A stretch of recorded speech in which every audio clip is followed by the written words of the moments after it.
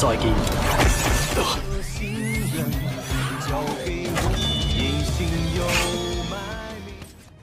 Halo dulur, bagaimana kabarnya? Semoga kalian sehat selalu dan diberi rezeki yang melimpah. Video kali ini kita akan melanjutkan cerita anime yang berjudul Scizor 7 atau Killer 7. Oke, tanpa panjang lebar lagi kita langsung saja ke alurnya. Pada video sebelumnya, Ryuki berhasil mengalahkan Pangeran Istan yang ingin mengambil energi dan menghancurkan pulau. Lalu Meihua terlihat berkomunikasi dengan seseorang. Orang itu menyuruh Meihua membunuh Ryuki dan mengambil pedangnya. Cerita dilanjutkan di sebuah pulau kecil. Terdapat orang yang ahli menata rambut brilian. Dengan kemampuannya, dia bisa mencapai hal-hal hebat. Tapi ia memilih pergi ke pulau terpencil untuk membuka salon rambut baru. Dan ternyata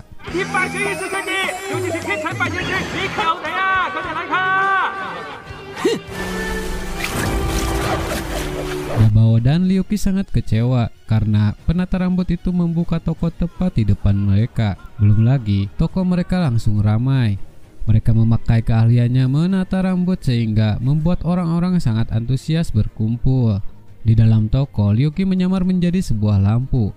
Ia berniat memotong rambut saingannya, namun gunting biasa tidak mampu memotongnya. Rambut pria itu memakai gel impor dari Istan yang membuat rambutnya menjadi kuat. Dan gunting Ryuki juga bukanlah gunting biasa.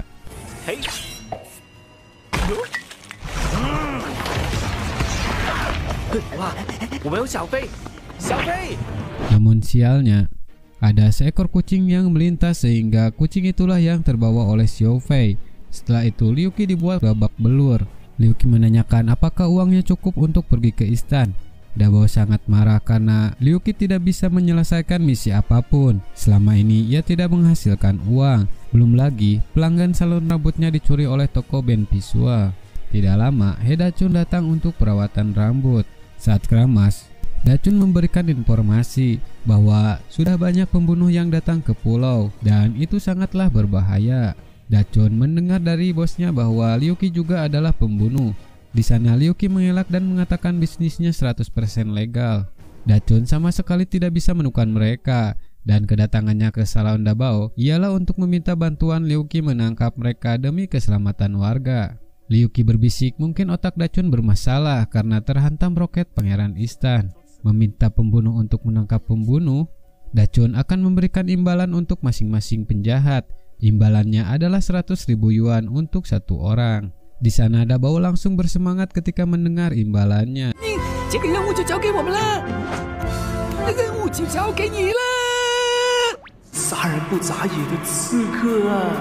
Setelah Dachun pergi, Dabao langsung menyuruh Ryuki berangkat mencari pembunuh. Di sana, Ryuki sedikit kebingungan karena misinya sekarang tidak seperti sebelumnya. Mereka adalah pembunuh yang membunuh tanpa mengendipkan mata. Untuk membuat Ryuki bersemangat, Dabao memberikan penemuan terbarunya, ialah minyak rambut nomor 7. Minyak itu adalah senjata rahasia yang dibuat khusus untuk Ryuki. Jika membukanya, orang lain mengira Ryuki hanya memperbaiki rambut saja. Saat Ryuki menekan tombol di sampingnya, maka akan menembakkan throwing star mematikan. Ryuki bisa membunuh tanpa ketahuan dengan alat itu.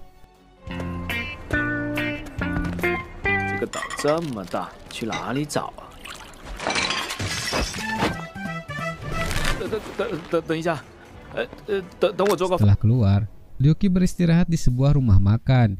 Ia kebingungan mencari assassin di pulau yang lumayan besar. Ia bergumam dan bercanda kepada orang di depannya. Namun ternyata orang di depannya adalah seorang assassin. Ia adalah assassin peringkat ke 3346, yaitu Dewa Judi Ava. Dengan panik, Ryuki mengeluarkan senjata terbarunya. Namun sialnya, throwing hanya mengenai kocokan dadu yang secara kebetulan ia keluarkan. Karena tak menyadari serangan Ryuki, orang itu malah mengajak Ryuki bermain. Dengan gaya, Ava melempar duluan namun yang terjadi.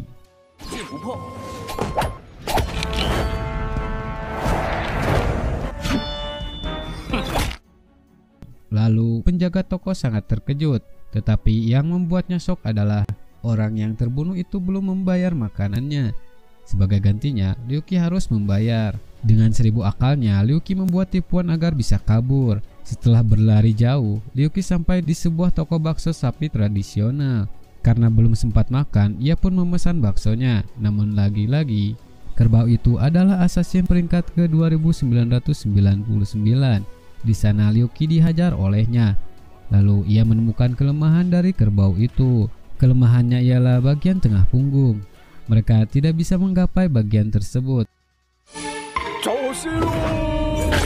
做的牛丸还挺好吃的。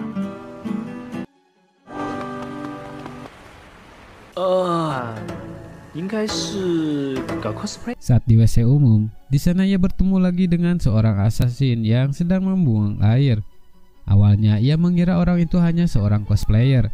Ternyata ia adalah seorang assassin peringkat ke 11.279. Ia sangat depresi saat Liu Qi bilang bahwa pakaiannya sangat biasa. Tidak jauh dari sana, Liu Qi menemukan Pak Chen yang telah diserang oleh seseorang. Terlihat orang itu sedang menggoda Kola. Ia menanyakan orang terkuat di pulau tersebut. Kola mengatakan orang itu berada di belakangnya. Ia adalah assassin Wu Liu Qi. Di sana orang itu pun menantang Liu Qi. Ia assassin peringkat 2117, namanya Harukaze Ichiro. Lalu Ichiro langsung melakukan kuda-kuda dan tiba-tiba 以这种伎俩，我们家大宝早就用上。弹住了！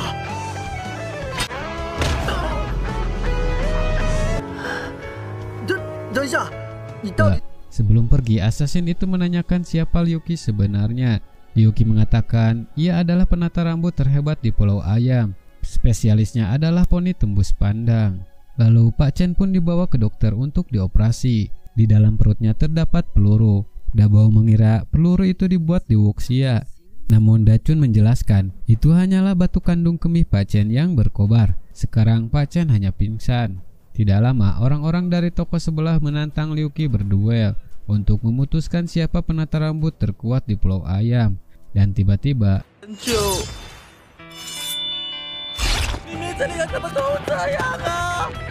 ternyata kedatangan Mei Hua untuk memberitahu Liu Qi akan banyak assassin datang ke pulau. Ia berpikir Liu Qi tidak akan bisa mengalahkan mereka. Untuk keselamatannya, Liu Qi harus segera pergi. Kembali ke pertarungan tadi, ternyata Liu Qi hanya beruntung saja. Peluru itu mengenai minyak rambut nomor 7. Namun untuk terlihat keren, Liu Qi memindahkan pelurunya ke gunting. Keesokan hari, seorang pria datang ke salon Dabaoji. Meskipun berpakaian berbeda dan memakai masker, Liu Qi tetap mengetahuinya. Ia adalah Ichiro. Ichiro bercerita ia mulai bekerja di pasar dan ia selalu melihat seorang gadis yang lewat setiap hari. Liu Qi langsung mengetahui ia ingin menembaknya. Lalu ia menawarkan potongan rambut yang bisa meningkatkan peluang keberhasilan. Awalnya Ichiro sedikit ragu, namun karena untuk seorang gadis ia pun menerimanya. Dan potongan rambutnya sangat membuat saya ingin tertawa. Wow, 完美。Saat malam, Dabao menawarkan promo ulang tahun Dabao Hair Salon. Tiba-tiba pelang terjatuh di depannya. Ternyata itu adalah ulah Mei Hua untuk menyerang Liu Qi. Ia mengingat kembali saat bertarung dengan Pangeran Istan. Di sana ia menanyakan kepada gurunya mengapa harus membunuh Liu Qi. Namun untuk menjadi muridnya, Mei Hua jangan menanyakan alasan dan apakah itu benar atau salah. Di sana Mei Hua merasa berhutang budi kepada Liu Qi karena Liu Qi telah menolongnya. Mei Hua tidak jadi membunuh Liu Qi dan hanya mengambil pedangnya saja. Dan untuk sekarang, ia kembali ingin membunuh Liu Qi. Saat Mei Hua menyerangnya, orang sebelah keluar dengan rambut yang sudah diperbaiki. Namun sialnya,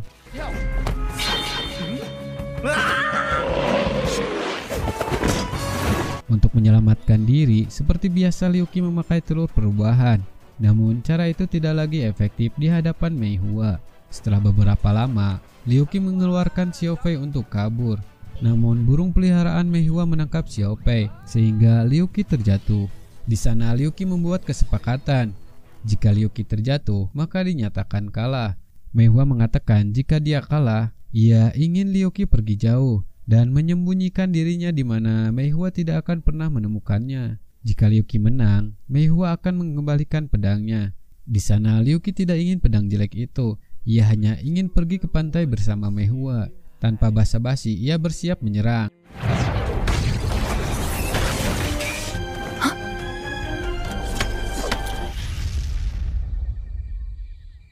Liu Qi melihat seseorang berdiri di sebuah pohon. Orang itu ingin menyerang mereka. Di sana Liu Qi bisa menahan serangannya dengan sangat keren.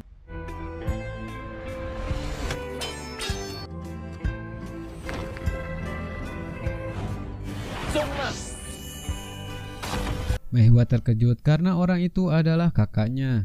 Lalu Mei Hua mengaku kalah dan akan mengembalikan pedang Liu Qi. Namun Liu Qi tetap tidak perlu pedangnya karena ia lebih suka menggunakan guntingnya. Ia juga berterima kasih karena mendapatkan gunting baru dari Mei Hua. Sebelum pergi, Mei Hua memberikan daftar orang yang ingin ia bunuh. Ternyata orang itu adalah orang yang dikenal Liu Qi. Liu Qi menanyakan mengapa mereka harus dibunuh. Mei Hua menjelaskan itu metode wuxia yang sudah biasa dilakukan. Kapanpun mereka ingin merebut wilayah, maka mereka mengeluarkan perintah untuk membunuh petarung terkuat di pulau itu. Maka yang lainnya tidak akan melawan. Penduduk wuxia sangatlah kecil. Hanya beberapa orang yang bisa menjadi penduduk wuxia.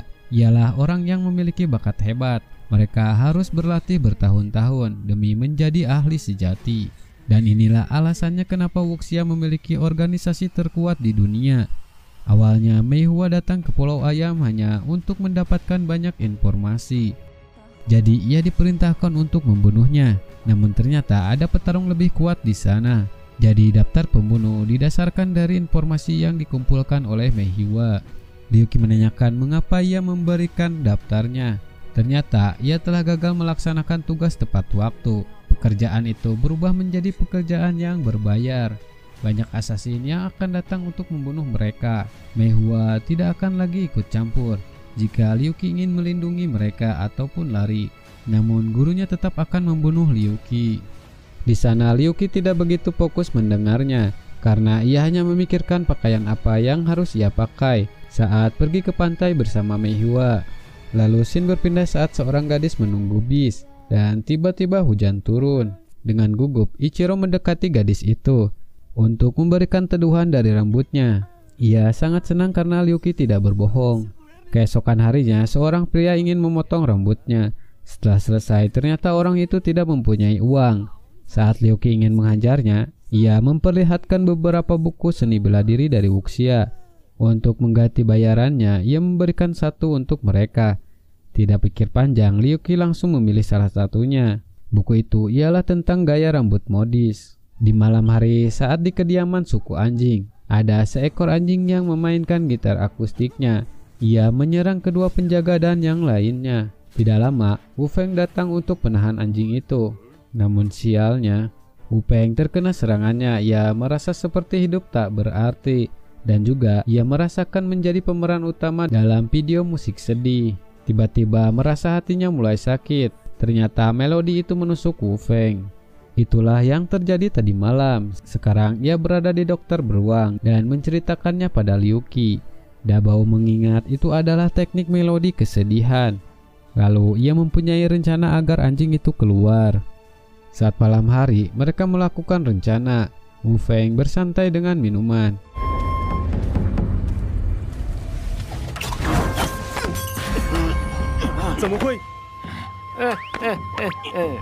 Ia mengira Wu Feng bukanlah Wu Feng yang asli. Ternyata ia memanglah Wu Feng. Liu Qi menyamar menjadi sebuah botol. Saat ada waktu, ia pun memukul anjing itu dan melakukan kuncian 7 hari. Xiaomi menanyakan siapa anjing itu, mengapa ia ingin membunuh Wu Feng.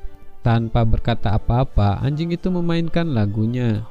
Di sana Liu Qi dan yang lainnya terkena efek serangan tersebut. Namun serangan itu tidak terpengaruh kepada Dabao. Ternyata ia memakai headset agar tidak terkena dari efek lagunya.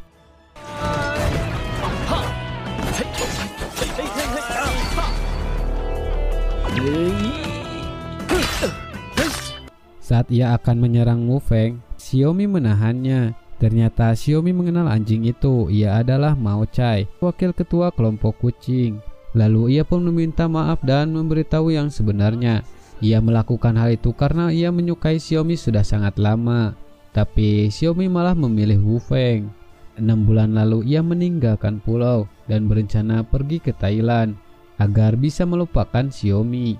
Pada akhirnya ia hanya mengambang di lautan hingga ia mencapai tempat bernama Wuxia. Setelah kehabisan ikan, Dia mencari uang dengan bernyanyi. Lalu ia bertemu dengan orang yang bernama Kinmo. Ia mengajari Mao Chai keahlian uniknya, ialah melodi sihir pembawa kesedihan. Saat Mao Chai kembali, ia ingin mengutarakan perasaannya. Namun Wu Feng berada di sana menyanyikan lagu yang sangat keren. Ia pun mengurungkan niatnya. 所以才打扮成这样的吗？其实我没打算杀。你本来就是个好人。妈妈，发人卡。 Keesokan pagi, Mao Chai akan kembali berangkat. Di sana, Liu Qi berhasil mendapatkan peta wuxia yang diberikan oleh Mao Chai. Cerita berlanjut saat Kola berjalan-jalan santai dengan skateboardnya. Ia mengunjungi salon rambut Dabauji. Lalu Liu Qi dengan serius menata rambutnya. Namun, 海，真丑。不要，我要学习潮流发型大全。 setelah itu, Kola mengajak Liu Qi pergi keluar. Liu Qi awalnya tidak mau. Dia beralasan harus belajar gaya rambut modis. Karena kesal, Kola memberikan Dabao uang untuk menyewa Liu Qi. Di perjalanan, Liu Qi menanyakan dokter yang direkomendasikannya. Kola memberitahu dokter itu tidak bisa menyembuhkannya. Namun, ia hanya memberikan tahu fermentasi ribuan tahun. Di sana Liu Qi ditahan oleh seseorang. Ternyata ia adalah asasin yang tak terlihat. Ia peringkat ke 7888. Liu Qi dengan isyarat meminta bantuan pada Pak Chen yang kebetulan lewat. Namun Pak Chen malah menilangnya karena Liu Qi tidak memakai helm. Kola sedikit heran karena Liu Qi tidak mengikutinya. Ia pun mencoba menghubungi Liu Qi. Tidak lama ia mendengar sesuatu di dalam hutan. Karena penasaran, ia pun mencarinya. Saat sampai, ternyata itu adalah Pangeran Istan. Kembali saat di pertarungan kemarin, saat androidnya akan meledak, ia membuat unit penyimpanan dan kotak itu tidak jauh dari sana. Lalu ia merubah kembali modenya menjadi mode pesawat.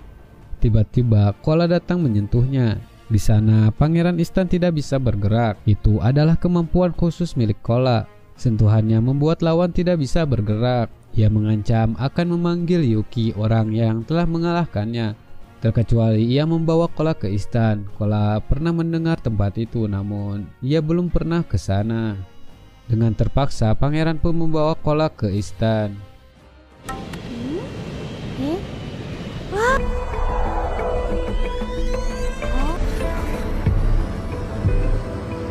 Saat sampai, ada robot yang men-scan-nya. Lalu ia menemukan data dari Kola.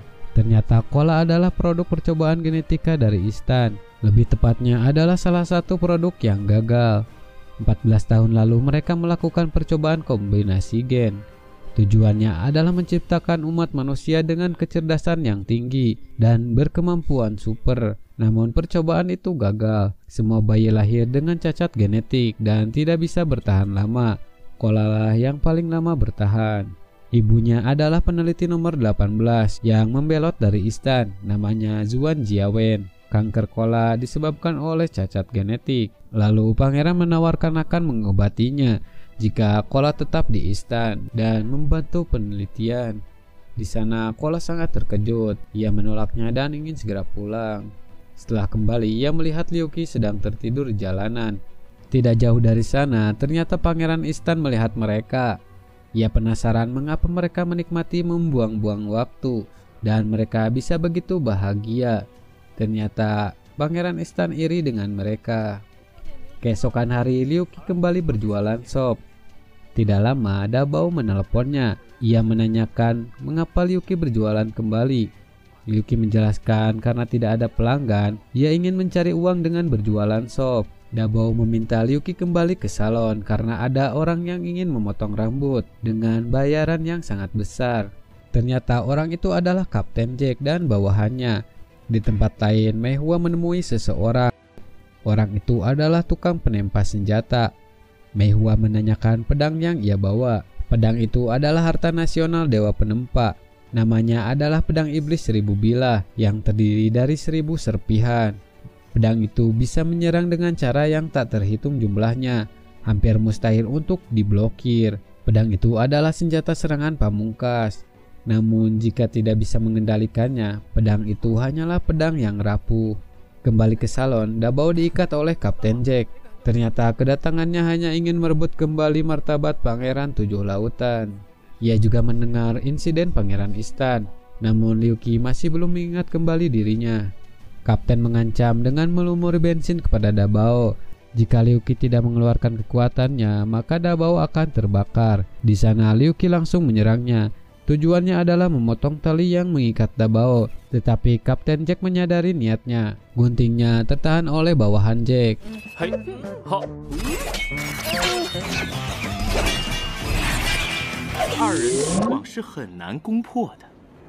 Di tempat lain, Mei Hua penasaran dengan pedang iblis seribu bilah.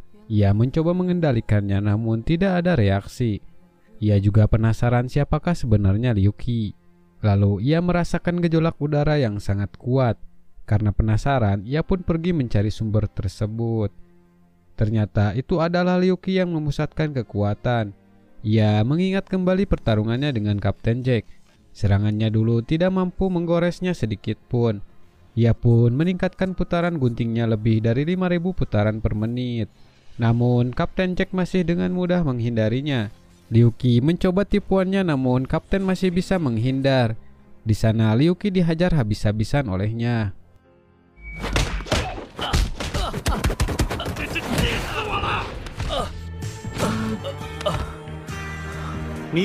Ia ingin membuat Liu Qi dalam keadaan kritis sehingga ia mengingat kembali dirinya dulu dan Kapten bisa bertarung dengan serius. Namun di sana Liu Qi masih belum mengingatnya.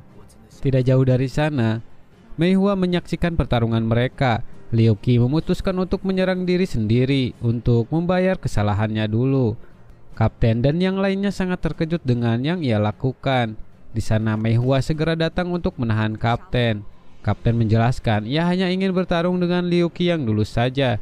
Namun saat Kapten melihat pedang yang dibawa Mei Hua, ia pun merubah niatnya mengambil pedang tersebut. Saat Mei Hua lengah, Kapten langsung menyerangnya. Di waktu yang bersamaan, Liu Qi mengingat kejadian yang sama dan akhirnya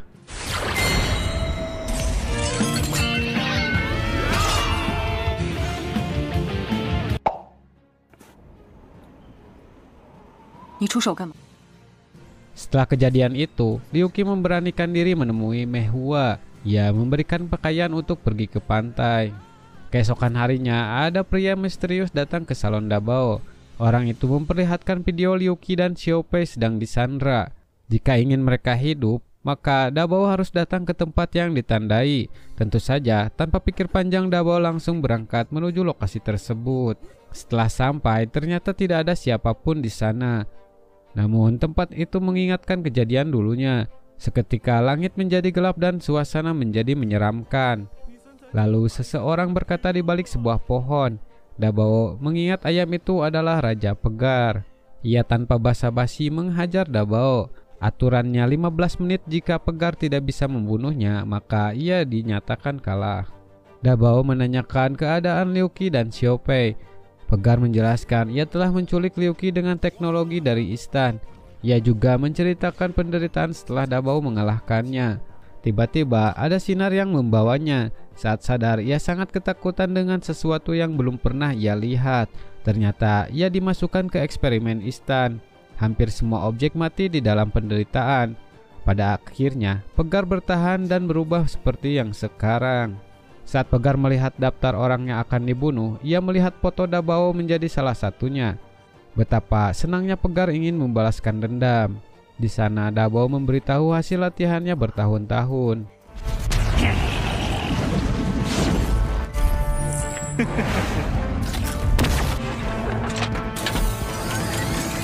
Dabao sedikit kewalahan melawan Pegar yang sekarang. Sampai-sampai mode bertarungnya tidak bisa bertahan lama. Saat akan mengakhirinya, Dabao meminta Pegar untuk tidak membunuh Xiao Fei dan Liu Qi. Pegar menertawakannya karena dulu Dabao ingin meneror semua manusia.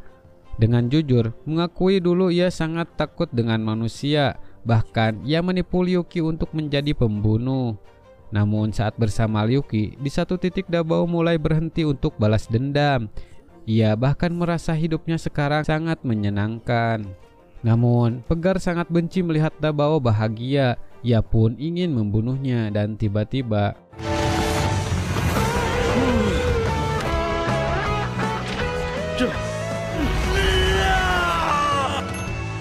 Ternyata ia adalah Liu Qi yang menyamar menjadi Da Fei. Xiao Fei mengunci pegar dan Liu Qi memotong kabel pada lengannya sehingga energi di tubuh pegar habis.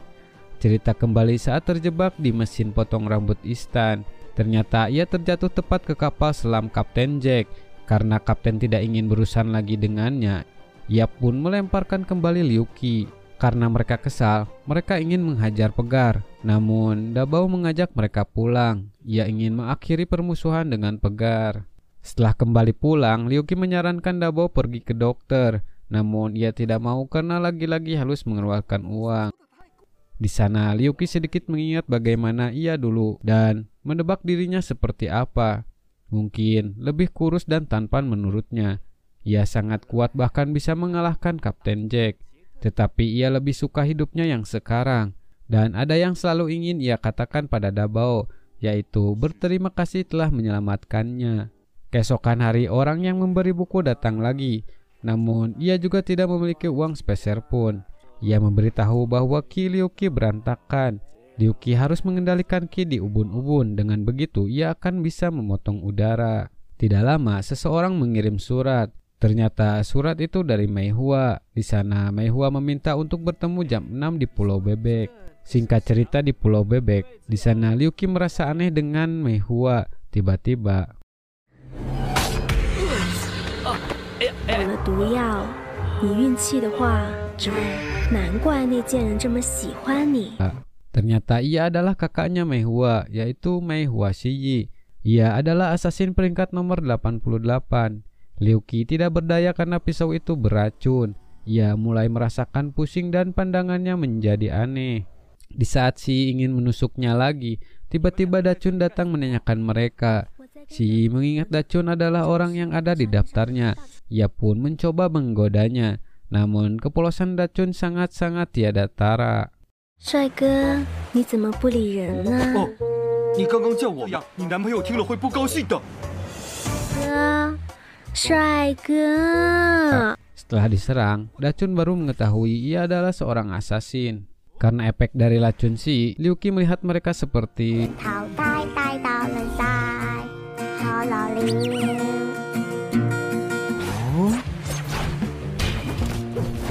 Lalu Liu Qi meningkatkan konsentrasi untuk mengendalikan Qi-nya.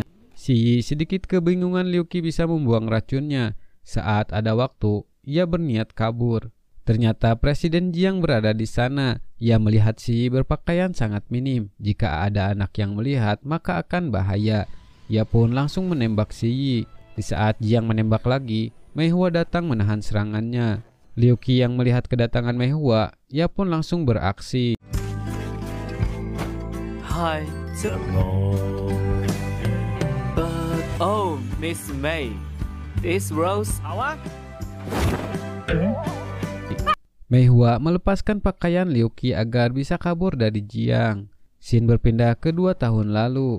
Seseorang berjalan menuju suatu goa. Ia adalah Raja Naga Tangan Besi. Ia melemparkan tengkorak ke dalamnya dan seekor makhluk muncul. Setelah mengalahkannya, ia memakai bulunya sebagai mantel. Tidak lama ia bertemu dengan guru Mei Hua. Ia adalah Phoenix Biru.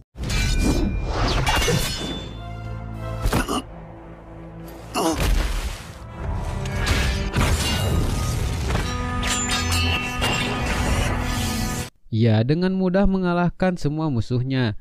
Setelah itu ia pun duduk menunggu seseorang. Setelah beberapa lama, orang yang ditunggunya pun datang.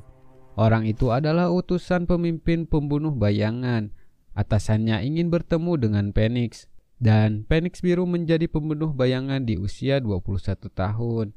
Setahun kemudian, pemimpin membawa anak laki-laki berusia 15 tahun. Ia menjadi salah satu dari 7 pembunuh bayangan terhebat. Kode namanya adalah Seven.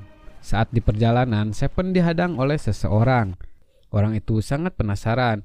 Kenapa Seven bisa menjadi anggota pembunuh bayangan? Padahal Seven tidak pernah melakukan misi dan tidak pernah membunuh siapapun. Namanya adalah Red Tooth, salah satu dari 7 pembunuh bayangan terhebat. Orang itu ingin menguji seberapa hebat kekuatan Seven. Seven dengan santai menolaknya. Ia tidak akan membunuh siapapun di luar misi.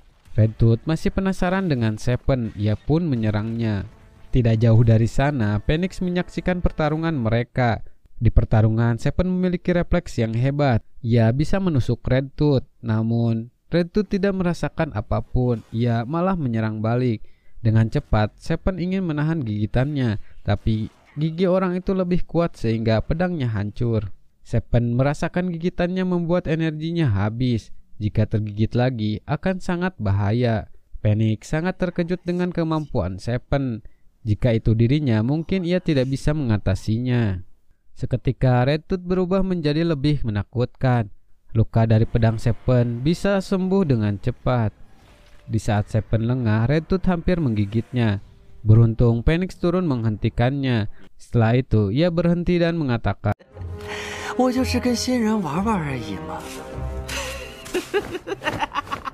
Phoenix memberitahu jika Seven mempunyai pedang yang bagus, mungkin ia akan menang. Lalu Seven menanyakan pedang apa yang terbaik di dunia.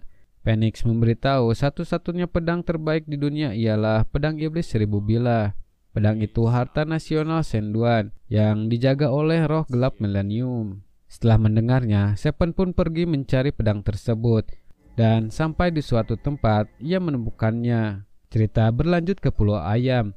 Terlihat Jiang sedang membeli sayuran. Sesampainya di rumah, tiba-tiba ia merasakan kedatangan seseorang. Ia adalah Red Tooth. Jadi dulu di klan Lili Surga, Quan adalah murid baru dan Jiang adalah seniornya. Jiang selalu membantu dan menemani latihannya. Sampai-sampai Quan jatuh cinta pada Jiang. Tetapi hubungan percintaan dilarang di klan Lili. Pada akhirnya Quan ingin mengajak Jiang pergi. Namun Jiang menolaknya karena ia dinobatkan menjadi pewaris klan Lili. Di sana Quan sangat murka karena ia tidak bisa bersama Jiang. Ia pun pergi ke area terlarang. Di sana ia bertemu dengan iblis merah. Setelah mendapatkan kekuatan, ia ingin menghancurkan klan Lili. Di saat membuat kekacauan, ia lepas kendali dan hampir mati. Jiang pun memutuskan ingin menolongnya. Namun Master Klan mengatakan jika Jiang mengobatinya, maka Jiang dan Quan akan dikeluarkan. Jiang mengabaikan perkataan Master dan terus mengobati Quan. Ia melakukannya karena ia juga mencintai Quan. Kembali ke sekarang, Jiang dibuat kewalahan olehnya. Ia heran mengapa Quan sekarang begitu kuat. Pertarungan mereka berlanjut sampai di tempat di mana terdapat banyak orang berkumpul. Secara kebetulan, Liu Qi dan yang lainnya berada di sana.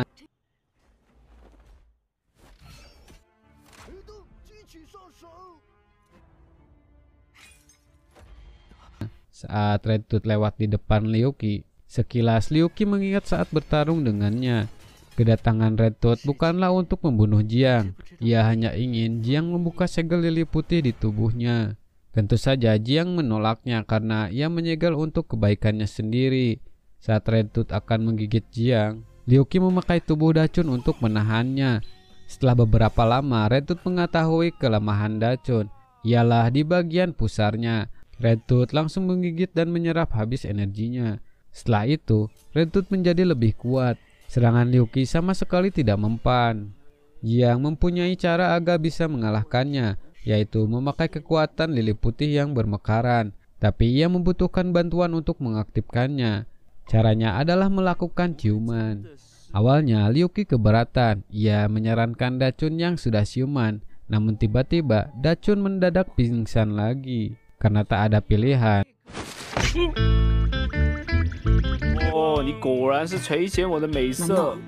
Setelah mencium Liu Qi, Jiang akhirnya bisa mengaktifkan kekuatannya. Dia berubah menjadi lebih muda dan cantik, yang membuat para lelaki terpelongo. Setelah berubah, Jiang dengan mudah mengalahkan Red Tooth sampai membuat ia kembali ke wujud asalnya. Lalu Jiang memakai kekuatan ledakan lili putih untuk mengeluarkan iblis darah dari tubuh Quan. Namun Quan menahan ledakan agar kekuatan itu tidak keluar. Karena kasihan, Jiang melepaskan ledakannya. Ia tidak terima belas kasihan. Quan malah menyerang orang lain. Beruntung Jiang berhasil menahan serangan tersebut. Tetapi kekuatan lili putihnya tidak bertahan lama. Ia pun kembali ke wujudnya lagi. Di sana Quan kembali menyerang Liu Qi dan menggigitnya. Ia menemukan kesamaan saat menggigit Seven. Karena mendapatkan banyak energi, ia pun mendapatkan kekuatan yang lebih besar. Dari kejauhan, Mei Hua dan gurunya sedang menyaksikan pertarungan mereka. Melihat Liu Qi diserang, Mei Hua ingin pergi menolongnya, namun ditahan oleh Phoenix. Ia menyuruhnya untuk tidak ikut campur. Lalu Xiao Fei dan Dabao ingin melawan Quan, namun kekuatan mereka bukanlah apa-apa bagi Quan yang sekarang. Quan meminta lagi Jiang melepaskan segelnya dengan mengancam akan menghisap darah Liu Qi sampai habis. Liu Qi sangat murka melihat teman-temannya dibuat tak berdaya. Lalu bayangan Seven datang mengatakan,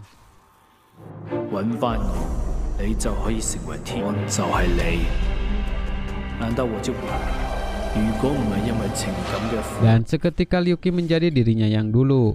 Quan baru menyadari Liu Qi adalah Seven. Di saat Quan akan menyerang, tiba-tiba Phoenix muncul menahan serangannya. Ternyata kedatangannya ialah untuk melihat duel yang luar biasa antara Liu Qi dan Quan. Ia juga membawakan pedang iblis 1000 bilah milik Liu Qi. Di sana Phoenix mengeluarkan medan pelindung karena pertarungan antara anggota pembunuh bayangan bukanlah untuk publik.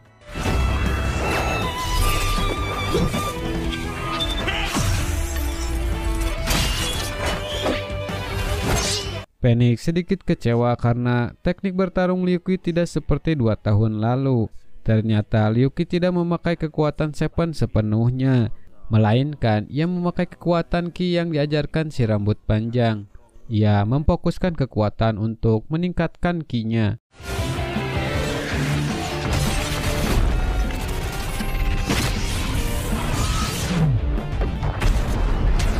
Dan ternyata Quan lah yang menang. Di sana Liu Qi sudah hampir kehabisan tenaga, bahkan ia tak sanggup lagi mengangkat tangannya. Quan merasa senang karena Liu Qi tidak bisa mengalahkannya. Ternyata ada satu orang lagi yang ingin membunuh Quan. Orang itu adalah Phoenix.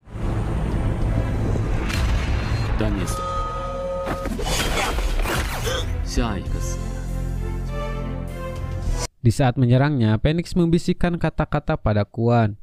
Terlihat Quan sangat terkejut mendengarnya. Sebelum pergi, Phoenix memberitahu akan ada banyak pembunuh yang akan datang karena gigi merah mati di sini. Tujuan mereka adalah untuk melenyapkan semua orang di pulau. Namun ada satu cara untuk menyelamatkan mereka. Di sini belum diceritakan apa yang dimaksud Phoenix.